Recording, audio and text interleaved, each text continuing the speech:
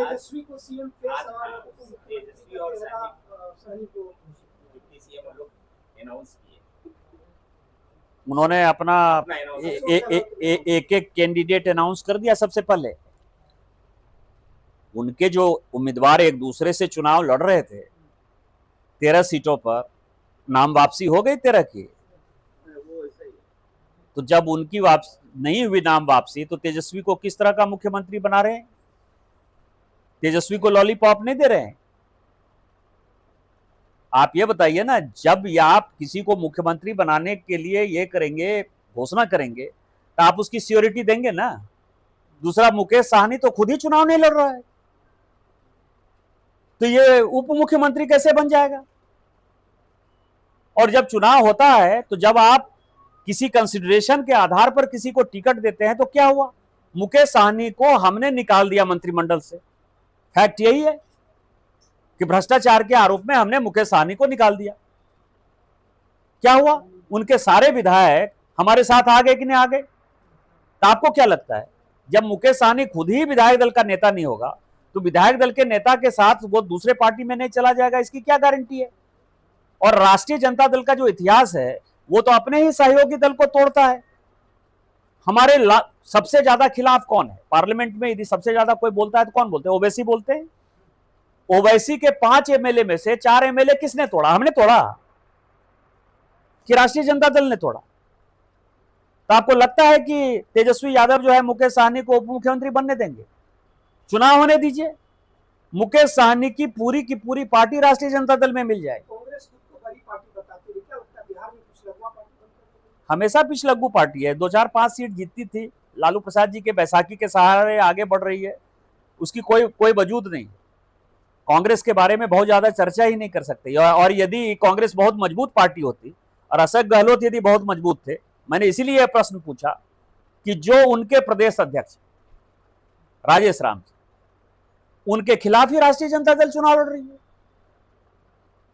तो जो पार्टी अपने अध्यक्ष का इज्जत नहीं बचा पा रही है, जो पार्टी अनुसूचित जाति के आदमी का इज्जत नहीं बचा पा रही है, उसके बारे में क्या बात करना? वो कैसे पार्टी है बड़ी?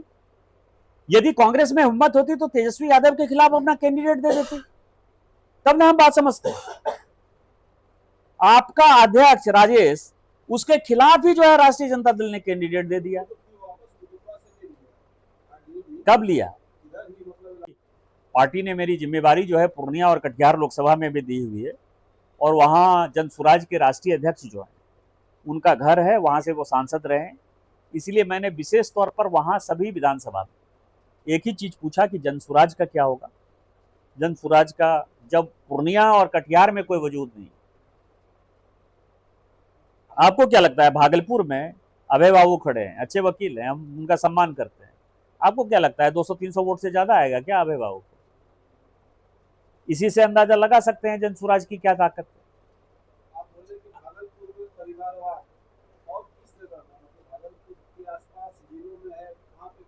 मैंने तो बता दिया दोनों के बारे में, यही तो मैंने कहा ना। क्या लग रहा है कि जेडीयू पे नीतीश जी का कंट्रोल कम हो गया? नहीं, नीतीश जी सर्वमान्य नेता हैं, और हम जो है मोदी जी और नीतीश जी के चेहरे पर ही चुनाव में गए हैं, उनके काम पर गए। और यदि उनकी ताकत नहीं रहती, तो भारतीय जनता पार्टी का सीटिंग एमएलए जो 43,000 वोट से जीता, पवन यादव, क्या आपको लगता है कि वहां से जेडीयू चुनाव लड़ जाती? उन्होंने सदानंद बाबू को कमिट किसी और ने नहीं किया था, नीतीश कुमार जी ने किया था, और भारतीय जनता पार्टी को अपने सीट की बलि देनी पड़ी। तो नीतीश कुमार जी की पकड़ मजबूत है, और नीतीश कुमार जी ने अच्छा काम किया पिछले 20 साल में। एक जो सबसे बड़ी बात है कि पिछले 20 साल में नीतीश कुमार जी और नीतीश कुमार जी के मंत्रिमंडल के किसी सदस्य के ऊपर भ्रष्टाचार का कोई आरोप नहीं। अमित शाह बोलते हैं कि विधायक चुने गए, उन्होंने सही बात, टेक्निकल बात तो कही ना। उन्होंने क्या कहा कि चेहरा जो है नीतीश कुमार और नरेंद्र मोदी है।